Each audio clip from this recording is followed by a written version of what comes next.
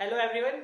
जैसा कि आप लोगों ने देखा ट्रिग्नोमेट्री पार्ट्स 2 आप लोगों के बहुत अच्छे रिस्पांस मिले मेरे को, और उसमें मैंने आप लोगों से एक बात कमिट करी थी कि मैं आपके साथ एक्सपोनेंट इन पार्ट्स का बेसिक से लेके आगे तक की चीजों को देखेंगे और उसकी सीरीज में आज शुरू करने जा रहा हूँ। आज मैंने जो टॉपिक रखा है वीडियो का वो है एक्सपोनेंट इन पार्ट्स। आज जो बेसिक है वो क्लास 7th और 8th से उठाया गया है, क्योंकि क्लास 7th और 8th से ही हमें एक्सपोनेंट एंड पार्ट्स सीखने को मिलता है, और जब हमें बेसिक्स पता होंगे तो हम उसके क्वेश्चंस को इजीली देख भी पाएंगे। तो सबसे पहले एक्सपोनेंट्स क्या होते हैं, पार्ट्स क्या होते हैं, बेस क्या होता है। आपने ये चीज एक्सपोनेंट एंड पार्ट्स में हमेशा से देखी होगी। तो मैं कोई भी चीज लिख देता हूं, जैसे मैंने यहां पर लिखा a multiply by a multiply by a multiply by a multiply by a। ये एक नंबर लिखा न्यूमेरिकल फॉर्म में, अल्फाबेटिकल फॉर्म में, चाहे कुछ भी हो।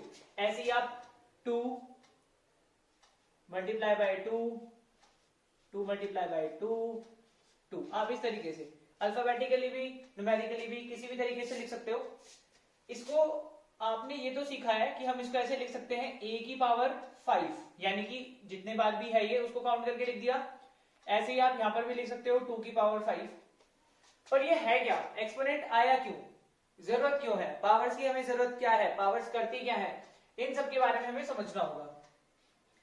अच्छा, एक्सपोनेंट्स क्यों आया, एक्सपोनेंट्स आया हमारे काम को आसान करने के लिए।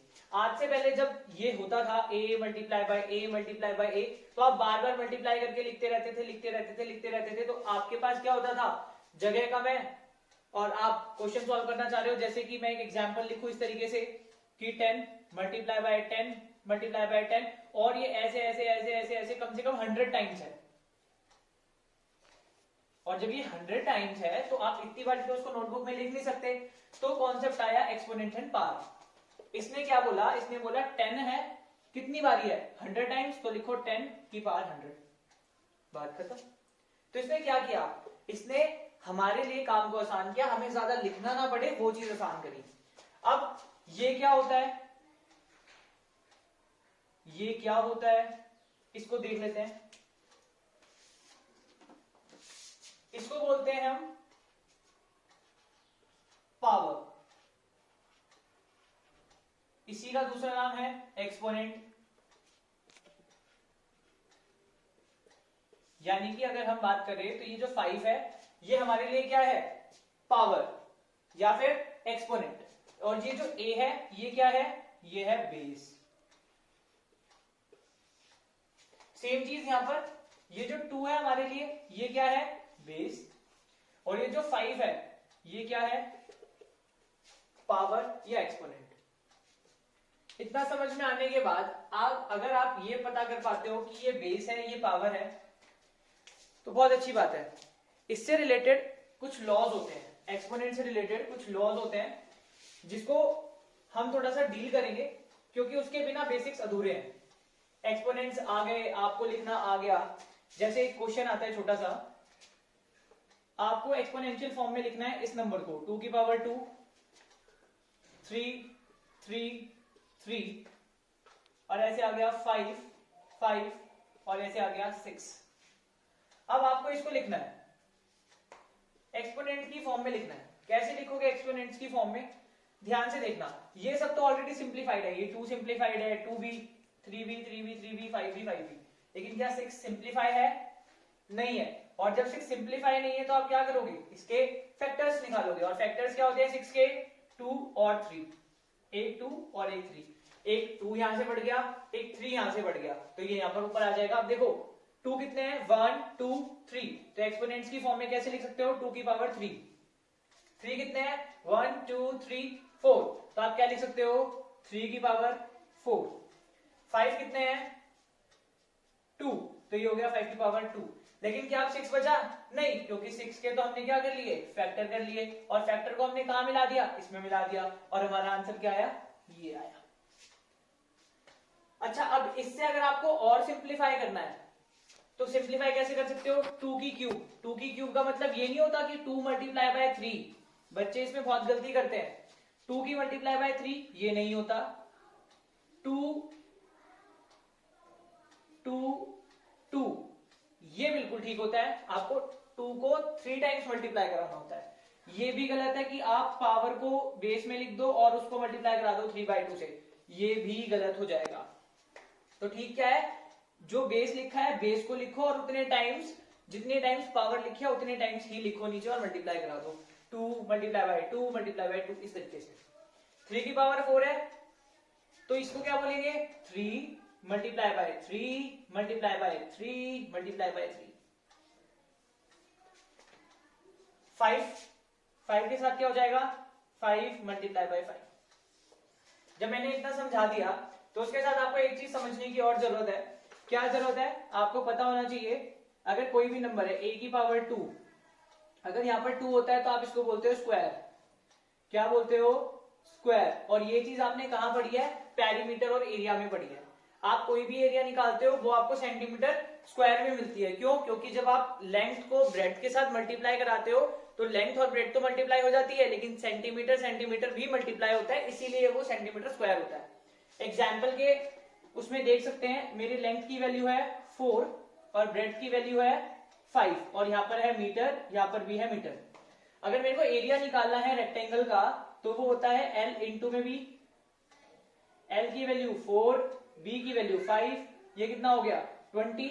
और मीटर भी तो था, मीटर मल्टीप्लाई बाय मीटर, तो ये क्या हो गया मीटर की पावर 2। और मीटर की पावर 2 को आप क्या बोलोगे, स्क्वायर। जब किसी की भी पावर 3 होती है आप उसको बोलते हो क्यूब।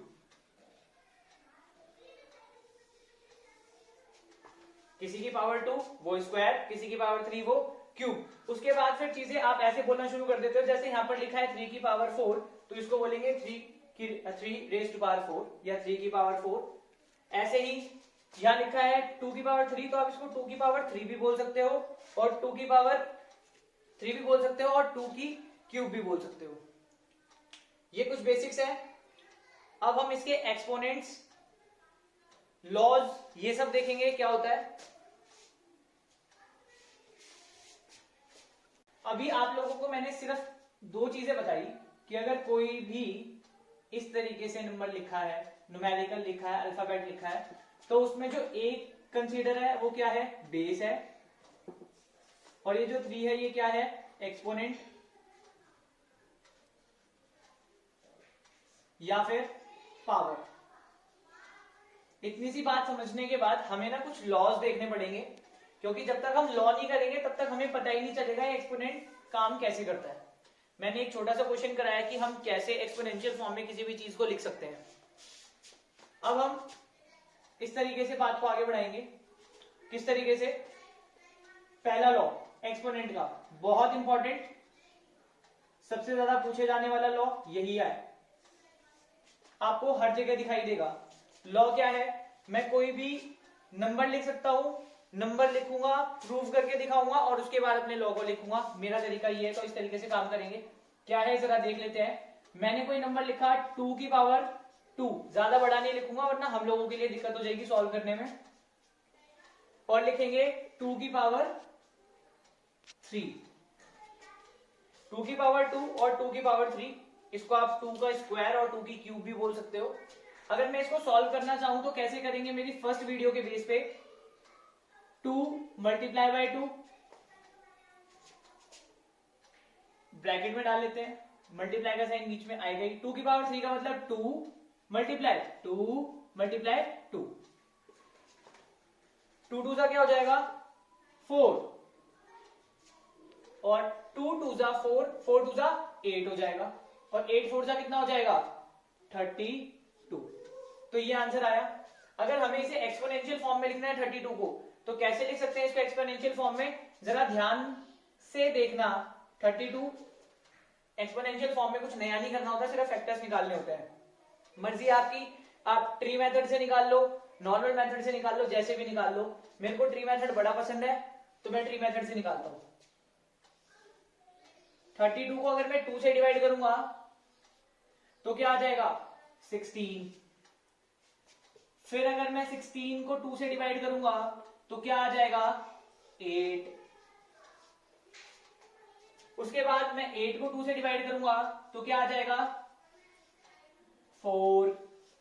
फिर मैं 4 को 2 से डिवाइड करूंगा तो क्या आ जाएगा 2, और फिर 2 को 2 से डिवाइड करेंगे तो क्या आ जाएगा 1, 1 2 3 4 और 1 5। तो 32 को हम कैसे लिख सकते हैं, 32 इज इक्वल्स टू व्हाट, 2 की रेज टू पावर 5। जिसको ये ट्री मेथड समझ नहीं आया उसके लिए फैक्टराइजेशन वाला मेथड भी लगा सकते हैं, जिससे आप एचसीएफ एलसीएम निकालते हो। यहाँ लिखा है 32, 2 से डिवाइड करा ये 16 हो गया, 2 से डिवाइड करा 8 हो गया, फिर 2 से डिवाइड करा तो ये 4 हो गया, फिर 2 से डिवाइड किया तो 2, और फिर 2 से डिवाइड किया तो 1। अब यहाँ पर भी देखो 1 2 3 4 5, तो क्या हो गया ये 2 की पावर 5। अब देखो जरा ध्यान से, मैंने पहले इसको सॉल्व किया, 32 निकाला, 32 का एक्सपोनेंशियल फॉर्म में लेके आया। जब मैं एक्सपोनेंशियल फॉर्म में ले आया उसके बाद मैंने देखा कि 2 की रेज टू पावर 5 बन रहा है आंसर, और ऊपर क्या है 2 की पावर 2, 2 की पावर 3। अगर मैं इन दोनों को ऐड कर दूं तो क्या मेरा ये आंसर बन जाएगा, बिल्कुल बन जाएगा। तो यही है फर्स्ट लॉ। हमारे एक्सपोनेंट का जो फर्स्ट लॉ है वो क्या कहता है, हमारे एक्सपोनेंट्स का फर्स्ट लॉ कहता है a की पावर m अगर मल्टीप्लाई में है a की पावर n, तो वो क्या हो जाएगा a की पावर m प्लस में n। ध्यान से, a की power m is equals to a की पावर m प्लस में n। यहां पर आपके जो बेस है ना वो क्या होंगे, सेम होंगे। यहां पर आपके जो बेस होंगे वो क्या होंगे, सेम होंगे, और जो पावर्स होंगी वो क्या होंगी, अलग। जैसे आपने इसमें देखा 2 की पावर क्या थी 2, और बेस में दोबारा से यहां क्या मिला 2, और 2 की पावर क्या है यहां पर 3। और अगर मैं इसको इस तरीके से लिखूं तो मैं लिख सकता हूं 2 की पावर 2 प्लस 3, यानी कि आंसर क्या आएगा 2 की पावर 5। तो ये है हमारा फर्स्ट लॉ ऑफ एक्सपोनेंट। आपको ये समझ में आना चाहिए। अगर ये समझ में आया तो इसे याद रखने में कोई दिक्कत नहीं, लेकिन अगर आपको ये समझ नहीं आया तो ये याद रखना फिर एक तरीके से हो जाएगा कि मैंने बताया और आप लोगों ने रट लिया, बस खत्म। तो हमें वो नहीं करना, हमें चीजों को समझना है ये किस तरीके से आया, और फिर उसके बाद हमें अपने आगे के लिए प्रिपेयर होना है। लॉ सेकेंड, अभी आपने फर्स्ट लॉ पढ़ा, अब सेकेंड लॉ पढ़ेंगे। अब हम लॉ सेकेंड करेंगे, एक्सपोनेंट्स का सेकेंड लॉ। मैंने फर्स्ट में जैसे रेफरेंस दी, हम उसी तरीके से इसमें भी रेफरेंस लेंगे और उसी तरीके से आगे बढ़ाएंगे अपने एक्सपोनेंट को। मैं कोई भी एक नंबर लिख लेता हूं आसान सा, 2 की पावर 5, और आपको डिवाइड करना है इस बारी किससे, 2 की पावर 3 से। चलो ये भी ठीक है। 2 की पावर 5 का मतलब क्या, 2 multiply 2 multiply 2 multiply 2 multiply by 2। और अब आपको डिवाइड करना है तो डिवाइड का निशान तो ऐसे लगाते हैं हम लोग, ऐसे ही करते हैं, 2 मल्टीप्लाई बाई 2 मल्टीप्लाई बाई 2। अब आपको पता है, मेरे को भी पता है, इस 2 से ये वाला 2 इजीली कट सकता है क्योंकि सब मल्टीप्लाई में ऊपर नीचे। इस वाले 2 से ये वाला 2 भी कट सकता है, इस वाले 2 से ये वाला 2 भी कट सकता है। अब देखो ऊपर आंसर क्या बचा, 2 की पावर 2। आप इसको लिख सकते हो 2 इंटू 2, या तो आप 4 लिख सकते हो, या अगर आपको थोड़ा बहुत एक्सपोनेंट आ गया है तो आप इसको लिख सकते हो 2 की पावर 2। और जब आप इसको 2 की पावर 2 लिखोगे तो आप इसको ध्यान से देखो, ये 2 की पावर 5 है, ये 2 की पावर 3 है। अगर मैं 5 में से 3 को माइनस कर दूं तो क्या मेरे पास आंसर 2 की पावर 2 आ जाएगा, बिल्कुल आ जाएगा। तो क्या मतलब है इस बात का, इस बात का मतलब ये है कि अगर a की पावर m डिवाइड होता है a की पावर n से, तो आपका आंसर क्या होता है a की पावर m माइनस में n। यही हमारा सेकेंड लॉ है। लॉ क्या है, आपके जो बेस होने चाहिए वो लॉ फर्स्ट की तरह ही क्या होने चाहिए, सेम होने चाहिए। बेस कैसा होना चाहिए, सेम, लेकिन पावर्स क्या हो सकती हैं, अलग अलग हो सकती हैं। अब आप लोगों में डाउट आ रहा होगा कि जरूरी नहीं है कि हर बार 2 की पावर 5 और डिवाइडेड बाय 2 की पावर 3 लिखा हो सकता है 2 की पावर 3 डिवाइडेड बाय 2 की पावर 5 लिखा हुआ हो? बिल्कुल हो सकता है। ये भी हो सकता है कि 2 की पावर 5 डिवाइडेड बाय 2 की पावर 5 लिखा हो। भाई इन केस में क्या करेंगे? इस वाले केस में तो आपको पता है क्या करोगे, इसको तो ऊपर ही लिखना है, जो चीज ऊपर है वो तो ऊपर ही रहेगी, नीचे तो चली नहीं जाएगी डिनोमिनेटर में। अब यहां पर क्या करोगे, यहां तो आपका न्यूमरेटर में जो 2 की पावर 3 है वो छोटा हो जाएगा 2 की पावर 5 से। अब ऐसा भी नहीं है कि 2 की पावर 5 को आगे लिख लोगे, 2 की पावर 3 को नीचे लिख लोगे। तो उसके लिए क्या बनाया हुआ है, ध्यान से देखना, बहुत बहुत बहुत इंपॉर्टेंट है। बहुत सारे क्वेश्चंस इस चीज पर बेस होते हैं और बच्चे इस चीज को बहुत बार गलत करके आते हैं। सिर्फ यही चीज, क्यों नहीं ये चीज समझ नहीं आती। अब कैसे करेंगे इस चीज को, ध्यान से देखना। 2 की पावर 3 है तो मैंने इस तरीके से लिखा 2 इंटू 2 इंटू 2। 2 की पावर 5 है, मैंने लिखा 2 इंटू 2 इंटू 2 इंटू 2 इंटू 2। अब भाई ये जो तीनों 2s है ऊपर वाले तो कट जाएंगे, जब कट जाएंगे तो नीचे बचेगा 2 इंटू 2, आंसर आएगा 1/4। और 1/4 को आप कैसे लिख सकते हो, 1/2 की पावर 2। लेकिन एक बात याद रखना, एक तरीका है एक्सपोनेंट्स में अपनी पावर को ऊपर ले जाने का। क्या तरीका है, बिल्कुल ध्यान से देखना। आप माइनस का साइन लगाओगे और रेसिप्रोकल कर दोगे, ये हो जाएगा 2 की पावर 2/1। अब ये माइनस का साइन कहां पर आएगा, क्या ये पावर में आएगा, क्या ये एक्सपोनेंट में आएगा? तो वो आप लोगों को सोचना पड़ेगा, ये माइनस में आना चाहिए या 2 के साथ आना चाहिए या 1 के साथ आना चाहिए? है कोई जवाब किसी के पास? एक्चुअल में 1 में x की पावर n है तो आप उसको लिख सकते हो x की पावर माइनस है। तो अब ये 2 का साइन कहां पर, माइनस का साइन कहां पर आएगा, इस वाले 2 पे, यानी कि पावर पे। हमेशा से याद रखना, जब भी आपकी पावर डिनोमिनेटर में आ जाए और उसको न्यूमरेटर पे लेकर आना पड़ेगा तो आपको किसकी हेल्प लेनी पड़ेगी, नेगेटिव साइन की। और ये नेगेटिव साइन कहां आएगा, ये नेगेटिव का साइन आएगा कहां पर, पावर में। और ये क्या है, ये एक लॉ ऑफ एक्सपोनेंट ही है कि अगर आपकी पावर 1 x की पावर n हो जाता है तो आप उसे x की पावर n नहीं छोड़ोगे, डिनोमिनेटर में नहीं छोड़ोगे, आप उसे रेसिप्रोकल करोगे। और रेसिप्रोकल करते हुए क्या करना है, सिर्फ एक छोटी सी चीज का ध्यान रखना है, वो क्या है, माइनस का साइन लगाना है कहां पर, पावर में। तो मैंने आपसे यहां पर 3 लॉज डिस्कस कर लिए हैं एक्सपोनेंट्स के। आई होप आप लोगों को ये समझ में आया होगा, लॉ 1, लॉ 2, लॉ 3।